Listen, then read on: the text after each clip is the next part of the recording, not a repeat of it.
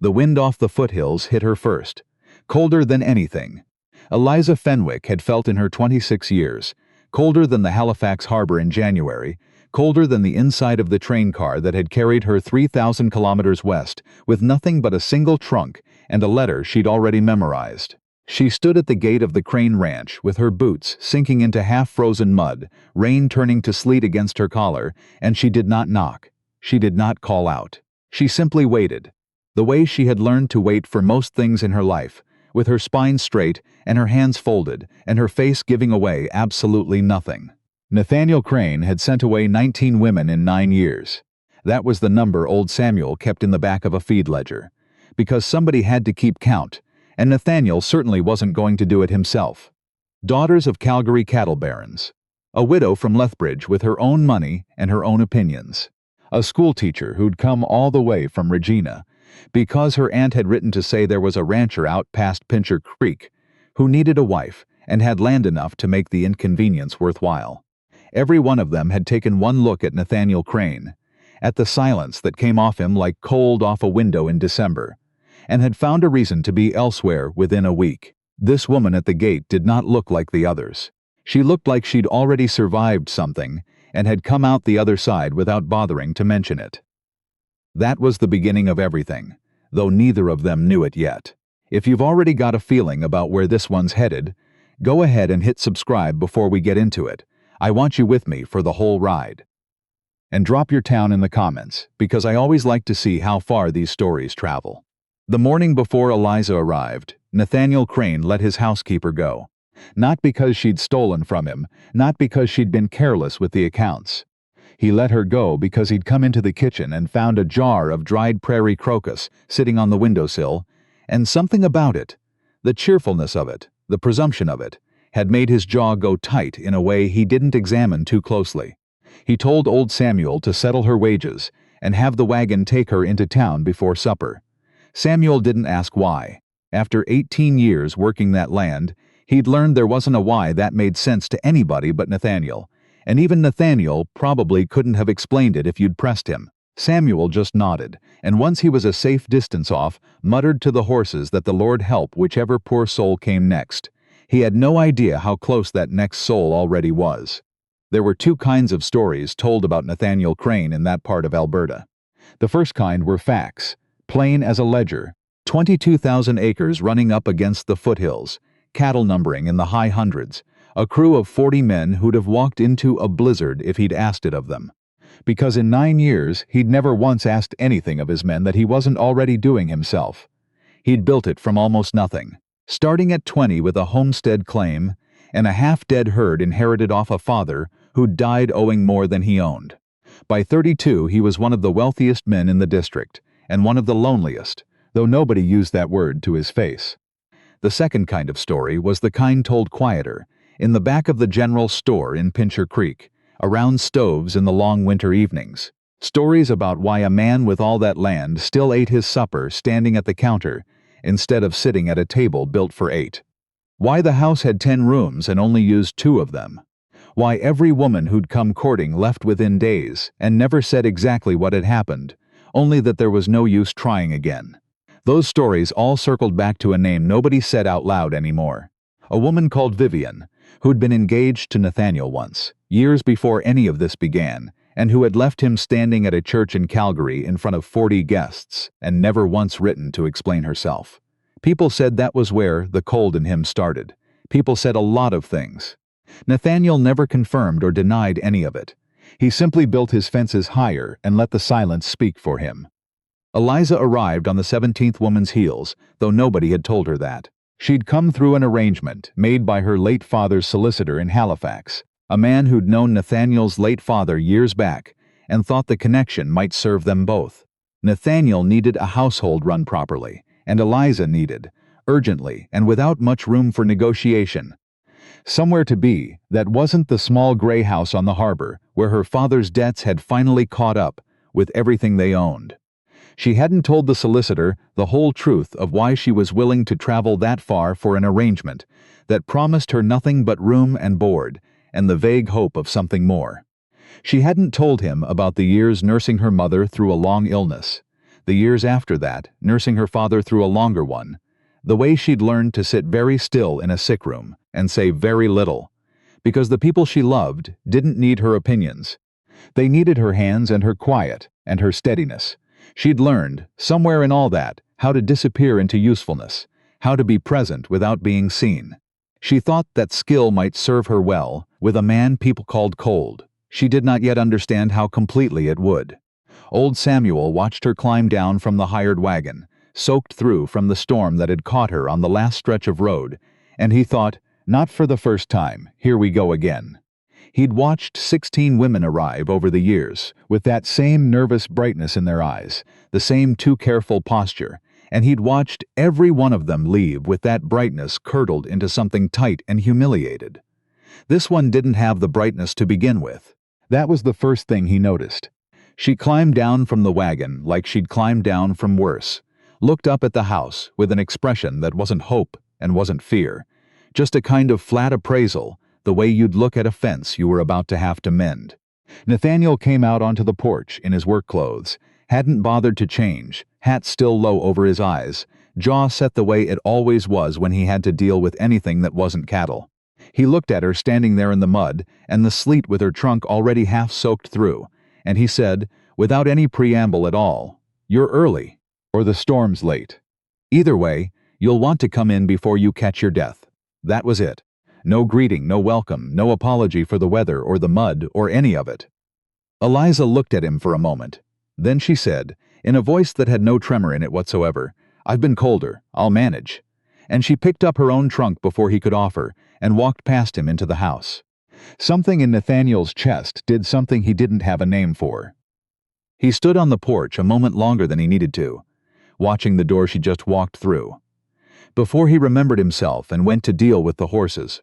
The first weeks were not gentle. Nathaniel ran his household the way he ran his ranch, with rules nobody had written down but everyone was expected to know. Supper at 6, no exceptions, no flowers on any surface in the house, no questions about the empty rooms upstairs, no conversation that wasn't strictly necessary. Eliza followed every rule without comment, and broke none of them, and somehow that unsettled him more than if she'd argued. The women before her had tried to soften him, tried gentle questions and careful kindnesses designed to coax something open in him.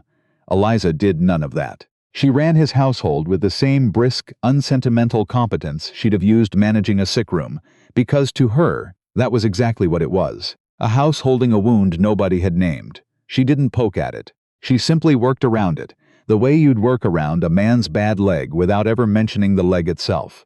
It drove him half to distraction. He found himself watching her at odd moments, the way she split kindling without wasting a single stroke, the way she handled the cattle dogs with a calm that even his most seasoned hands respected, the way she never once asked him anything personal, not where he came from before this, not what had happened to the woman whose absence haunted every empty room in that house. She simply existed alongside him, competent and unbothered, and the not asking was somehow louder than any question could have been. 3 weeks in, he tested her the way he'd tested all the others, though he wouldn't have called it a test if you'd asked him. He came in from a long day in weather that had turned his hands raw and his temper rawer, tracked mud clean across the kitchen floor she'd scrubbed that morning, and waited, the way he'd waited with every woman before her, for the reaction, the sigh, the pointed look, the comment that would let him retreat into the comfortable certainty that she, too, was going to need managing, going to need smoothing over, going to need more from him than he had left to give. Eliza looked at the mud on the floor, looked at him, said nothing at all, got the mop. "You're not going to say anything," he said. It wasn't quite a question. "Would it change the floor?" she said, not looking up from her work. He stood there a long moment, something working behind his eyes that he didn't let reach his face. Then he said, low almost to himself, "No, I don't suppose it would." He went to bed that night, turning that exchange over and over, the way he might turn over a strange rock he couldn't quite place the origin of. It was the first conversation in 9 years that had actually unsettled him, and it had been 4 sentences about a dirty floor. The story might have gone on that way indefinitely, 2 people circling each other in careful, wordless coexistence, if not for the night the storm came down off the foothills with no warning at all. Nathaniel was out checking the south fence with 2 of his men, when the temperature dropped 20 degrees in under an hour, and the sky went the color of a bruise. By the time they got the last of the herd into the lower pasture shelter, the wind wasn't howling so much as screaming, and visibility had collapsed to almost nothing. He sent his men ahead to the bunkhouse and made his own way back to the main house alone, half frozen, half blind, thinking about feed costs and fence repairs, and absolutely nothing soft or complicated. He did not expect to find Eliza on the porch, lantern in hand, having walked the full length of it 3 times, already counting the men back in, refusing to go inside until every one of them was accounted for. He did not expect the look on her face when she saw him come out of the white. Not relief exactly. Nothing so undignified as relief, but something close enough to it that for the first time in 9 years, somebody's worry about him landed somewhere it could actually be felt. "You waited," he said, once he was close enough to be heard over the wind. "Someone had to count," she said. "Samuel's knee won't let him stand out here that long." It wasn't an admission of anything. It was, on its surface, the same brisk competence she brought to everything. But Nathaniel had spent 9 years reading the things people didn't say, and underneath the practicality of her answer, he heard something else entirely, something she likely hadn't intended him to hear, and that he was fairly certain she'd have denied if he'd named it. He didn't name it. He simply held the door for her, which he had never once done in 3 weeks. And she noticed, and neither of them said anything about that either. That night marked a shift neither of them could have pointed to exactly, but it was there in the weeks that followed. In the way Nathaniel started coming in from the range 15 minutes earlier than strictly necessary. In the way Eliza started leaving a second cup of tea out, without being asked. In the small, wordless accommodations 2 careful people make for each other when neither of them has the vocabulary yet to call it what it is. It was old Samuel who finally said something, on an evening when Nathaniel found him in the barn mending tack and lingered there longer than he needed to. The way a man does when he's got something on his mind he doesn't know how to set down properly. 18 years I've worked this land, Samuel said, not looking up from the leather in his hands. Watched 16 women come through that gate before her. Every one of them tried to fix you, Nathaniel. Tried to talk you out of whatever's sitting in your chest. This one hasn't tried to fix a thing. Hasn't asked you a single question about Vivienne, not once, not even when half the county would have. Nathaniel went very still. "What's your point, old man?" "My point," Samuel said, finally looking up, "is that the ones who try to pry a man open rarely get anywhere. The ones who just sit quiet beside the wound long enough sometimes do. You ever think on that?" Nathaniel didn't answer. But he thought about it for 3 days straight, and on the 3rd night, for the first time in 9 years, he told someone the truth about Vivienne. Not because Eliza had asked, because she never had, but because he'd finally reached the place where he wanted to say it. Sitting across from her at the kitchen table, after the dishes were cleared, the lamp burned low between them. He told her about the church in Calgary, the 40 guests, the letter that arrived 2 days later instead of the bride, explaining nothing except that Vivienne had decided his life wasn't the one she wanted after all. He told her how he'd gone home and built a fence around himself so solid that no one had gotten through it since, because he'd rather be alone for the rest of his life than be made a fool of like that again. He told her all of it in a flat, even voice. The way a man recites facts he's gone over so many times they've stopped hurting in any way he can locate exactly, except they hadn't stopped, not really, and they both knew it. Eliza didn't reach for him. She didn't offer the soft, practiced sympathy the others might have used to try to close the distance between them too quickly. She simply said, after a long quiet, "That explains the empty rooms. Not why you keep paying to heat them." It was such an unexpected thing to say that Nathaniel laughed, really laughed, a sound that surprised them both, that hadn't come out of him in longer than he could remember. And in the laughing, something in his chest that had been clenched tight for 9 years loosened, just slightly. Just enough. "Habit," he said. "Man gets used to keeping doors open even when there's nothing behind them worth keeping warm. Seems like a waste of good firewood," she said, and there was the faintest curve at the corner of her mouth, the first real, almost smile he'd seen from her in 5 weeks of careful, wordless living alongside each other. That was the night everything between them shifted from coexistence into something neither of them had a name for yet, but both of them recognized. Winter deepened, and so did whatever had taken root between them. It showed itself in small things, the way real things usually do. In the way Nathaniel started bringing in firewood for the room she'd taken as her own without being asked. In the way Eliza started keeping a second chair pulled up close by the fire in the evenings. The silence between them, no longer the careful silence of strangers managing each other, but something warmer, something that didn't need filling. She told him things too, in her own time, in her own careful way. About the long years nursing her mother, and then her father, about the debts that had finally swallowed the only home she'd ever known, about the particular kind of loneliness that comes from being the strong one in every room you've ever stood in. She told him she'd learned, somewhere in all that grief, how to make herself small and useful so that no one would ever have to spend energy worrying about her on top of everything else. She told him this not as a complaint, but as an explanation of why she hadn't tried to fix him the way the others had, of why she'd simply existed quietly alongside his pain instead of poking at it. "I know what it is," she said, "to have people decide you're a problem to be solved instead of a person to be sat beside. I didn't want to do that to you." Nathaniel sat with that for a long moment, the fire popping low in the grate, and then he reached over, slowly, carefully, the way a man reaches for something he isn't sure he's allowed to touch, and took her hand in both of his, rough palms against her work-worn fingers. "Nobody's ever just sat beside me before," he said. "Didn't know how much I needed somebody to." It wasn't a grand declaration. There was no music swelling, no dramatic embrace, nothing that belonged in a story written to impress anybody. It was just two careful people, finally letting their guard down at the same moment, in the quiet of a kitchen in the foothills, with the wind picking up outside and the fire burning low. Spring came the way it always does on that land.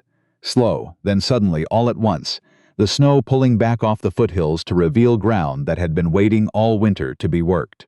Eliza started a garden along the south wall of the house, the first anyone had planted there in longer than Samuel could remember. And Nathaniel found himself coming in from the range each evening just to see what had pushed up through the dirt that day. The way a man checks on something he's decided, without quite admitting it to himself, that he intends to keep. It was in that garden, on an evening in late May, with the light going gold and long across the foothills, that he finally said the thing he'd been circling for months. "I'm not good at this," he said, watching her hands in the dirt rather than her face, because it was easier that way. "Wasn't built for it, or got it built out of me somewhere along the way. I don't know how to say things the way they're supposed to be said."